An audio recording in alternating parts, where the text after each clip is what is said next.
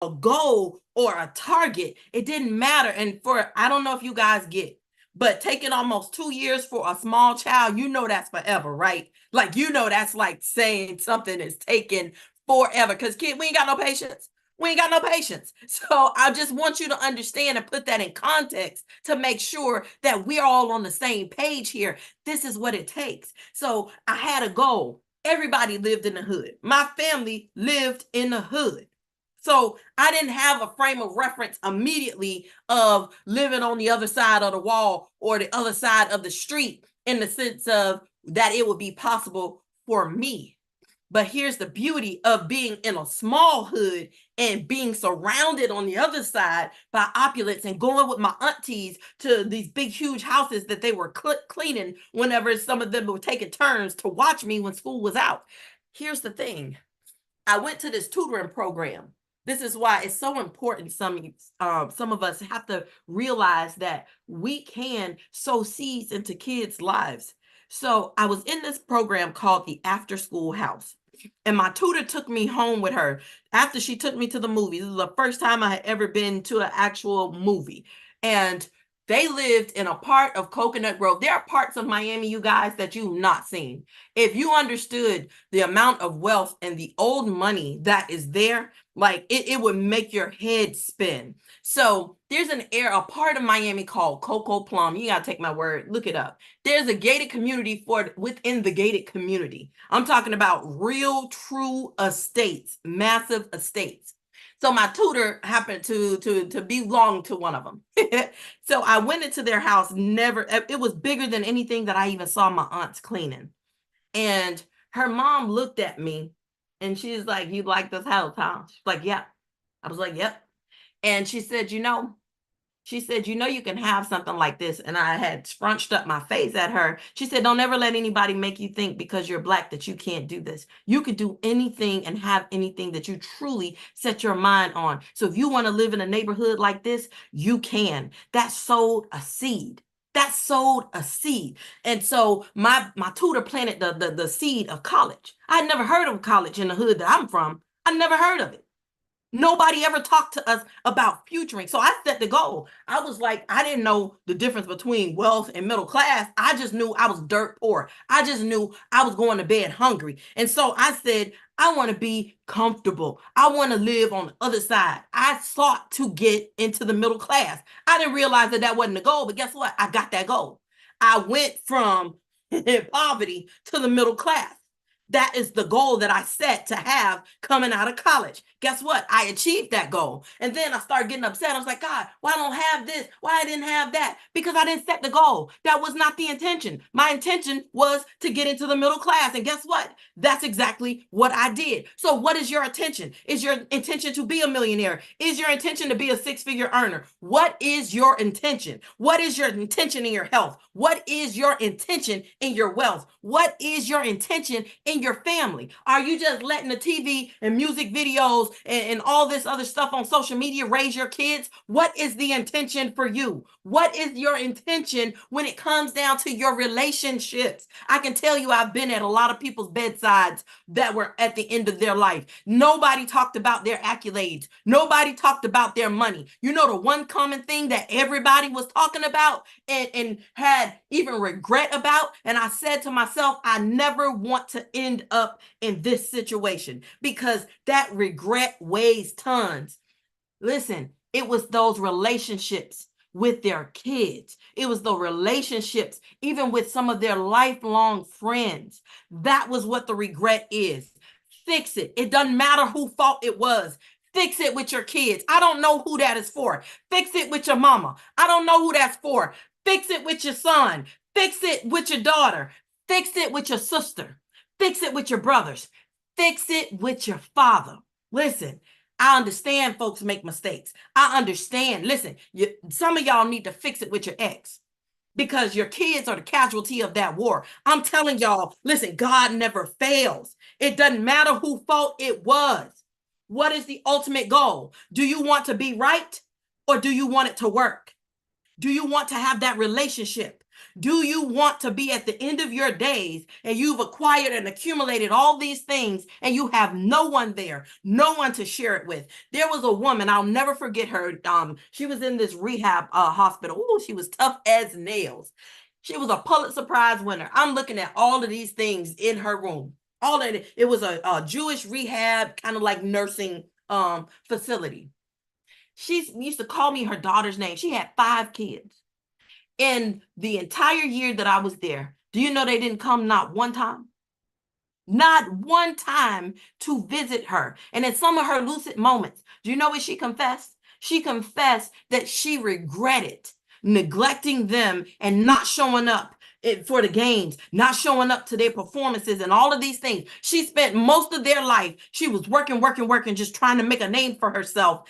And she wasn't there for them. Not saying she didn't provide financially for them, but the relationship and the thing she wanted most at the end of her life, she couldn't get because her kids returned the favor. Didn't matter if she fell. It didn't matter what happened. I'm telling you guys, let Miss Madeline's life be a cautionary tale. I'm telling you, you can win. You can win with your wealth. You can win with your family, and you can show enough go ahead and win in your health. It's not, you don't have to sacrifice all 3. Maybe you focus on one thing at a time and continue to add to it, but don't give up your family for that business. Don't you give up your family for running after all of these external things, especially when you have kids, y'all. I'm telling you, your children matter. They need you. I'm telling you, your siblings, if you're able to. I know some people got some siblings that are, can be hateful, or some of you have some blood, what I call blood friends, a family. Listen, that have been there day one with you. Don't give them up. Listen, God never fails. You can have confidence. If a man can get healed off of the faith of his friends, surely you and I can certainly get healed in whatever area it is. Listen, you got some friends. Look at all these green beans on stage. You got some friends in health up here. You got some friends in wealth up here. You got some friends in family up here. Listen, I understand that if we truly hyper focus on intention, guess what? And ignore distraction, it will come to pass. I just have a question for anyone that wants to share on stage. Is there anything, a time or something, a win that you received from ignoring distraction and focusing on intention? The floor is open. Hey, Health Wells, listen, this was amazing. This was amazing. My decision to leave my corporate job was me putting the blinders on. Those blinders that you referred to, that you have to put on when you're focused on getting something done. Because if I had have started having a conversation with people about the decision, they certainly would have influenced and talked me out of it. Health Wells, you said something yesterday about your presentation on Saturday. I was not here on Saturday, but I am here this morning, and I want to tell you, you delivered this morning. You talked about getting on the aisle with the Cabbage Patch doll. That's so powerful because even then, you understood the importance of getting in proximity of a thing. Not even a person, but getting in proximity. You wanted to get on the aisle with the Cabbage Patch doll. But listen, that's visionary. That's visionary. You said fix it this morning. I had to fix a relationship with one of my brothers. Those who follow me, you know the story. You know the story. But I had to rise above what the obstacle was between me and my brother, and whether I liked it or didn't like it, I had to work to understand him better. And even though in the midst of the conversation, I still wanted to elbow him, right? But listen, that's my brother, and right or wrong, I needed to fix it. And after I fixed it, listen, everything got better. You talked about Miss Madeline. I've been leading people for a long time. And why we have to fix a strained relationships is because I had a Betty General in my life. As a supervisor, I had a woman by the name of Betty General. She was one of my top performers. But Betty was estranged from her children. And she got pelvic cancer. And her children never came to visit her, even though they lived locally. I visited her every week until she passed away. It's extremely important to fix strained relationships, because what I realize is often we don't even remember why we're mad. Health Wells, you delivered this morning. Back to you. Woo! Thank you, TM. Yes. Yes, TM, you're 100% correct. Listen, my mama told me not to start the business. I'm so glad I didn't listen. She forbid me to go to college. I'm so glad I didn't listen. Sometimes for a season. And listen, that put a strain. It put a strain. I told y'all when I moved on the opposite side of town, when I moved from the hood to the beach, she didn't talk to me for 6 months. And from my aunts, 2 months. And I was only an hour away, Tim. I was still in Dade County. So you have to be willing. Thank you for that. But that story I'll never forget that. When you told me about the lady with the cancer, like, you guys, this thing is for real. It's for real. And it didn't matter what my mom has done. TM, when I tell you, it wasn't until I forgave her that things started to move forward. I truly believe that last year, part of the biggest of the hangups and everything that was going on, why I couldn't relocate from South Florida to North Florida, TM, was because of the unforgiveness that I was holding on in my heart towards my mother. I truly believe that. And it wasn't until I got in your coaching and I had to sit there with that thing. And you kept talking about mindset, but I understood I had a mindset. See, sometimes there are certain things, a root of bitterness. There's another level of influence that God wants to take you. There's another, area that he wants to get you in, but he can't get you there until he uproots some things. See, the example, when it talks about a root of bitterness, it talks about a sycamore tree. And if you don't know anything about a sycamore tree, you guys, it has twisted root. It's one of the toughest trees to uproot. Why? Because as tall and as big as it is, the roots not only spread wide and deep, but them bad boys twist.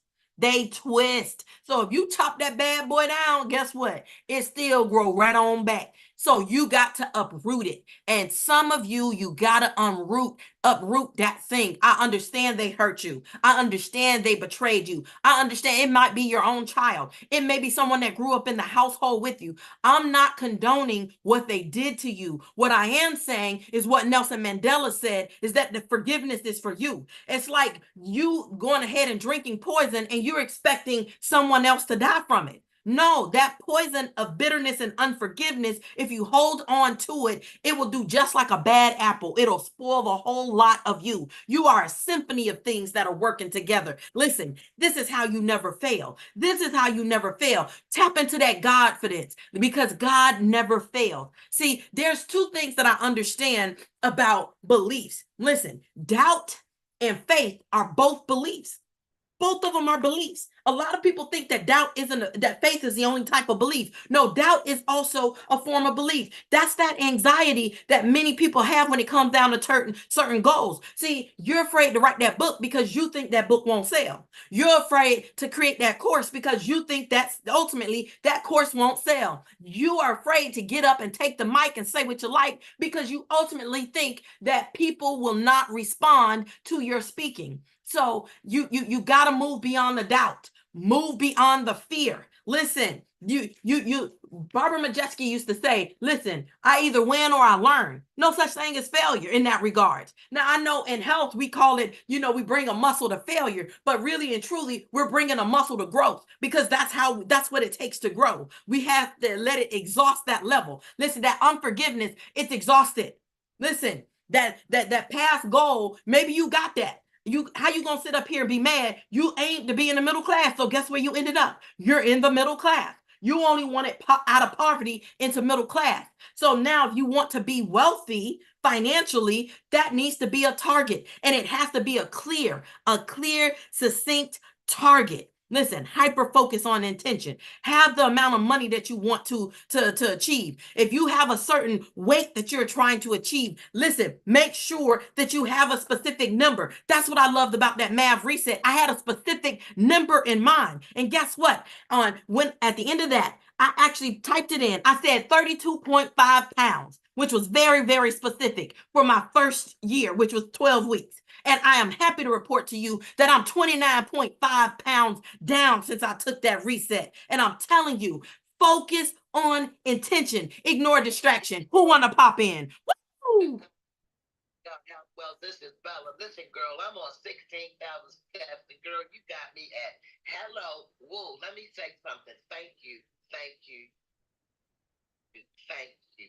You know what I'm saying there, Health Wealth? Because being transparency gets the job done. This is a powerful testimony, and we all have them. And I want to say, girl, I'm going to reach out to you. I want to have you on my platform. I would love to interview you. But I'm telling the truth, as God is my witness, Health Wells, you got it going on. Your story is riveting. And now I understand you a little bit better. So this is Bella. I'm telling you, girl, you got it going on. You need to come on every Monday. Whoa, I can't say it like you, but you got me going, Health Wells. Thank you, thank you, thank you, thank you. This is Bella, and I'm out. Whoa.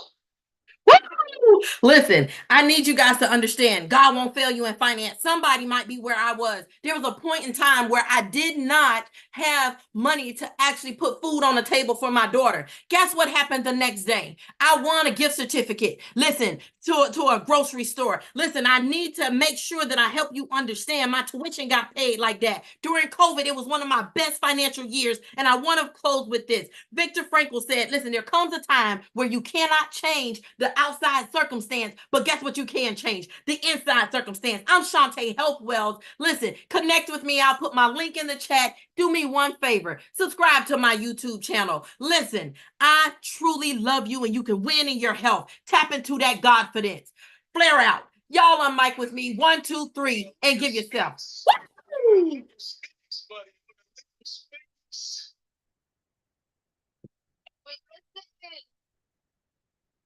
Well, good morning, everyone, and Health Wells, you just brought the fire this morning, so thank you for that amazing beginning to our wonderful Monday. So this morning we're going to be streaming in as usual, and remember this is a previously recorded episode, so if you hear any advice of investing or Bitcoin or events that are happening, the events have happened, the books have been released, so let's get started. Everything looks good. Let's go. Boom! There it is, folks. Check it out. It's 5:30 a.m. on Monday, and I'm super excited to be here with you.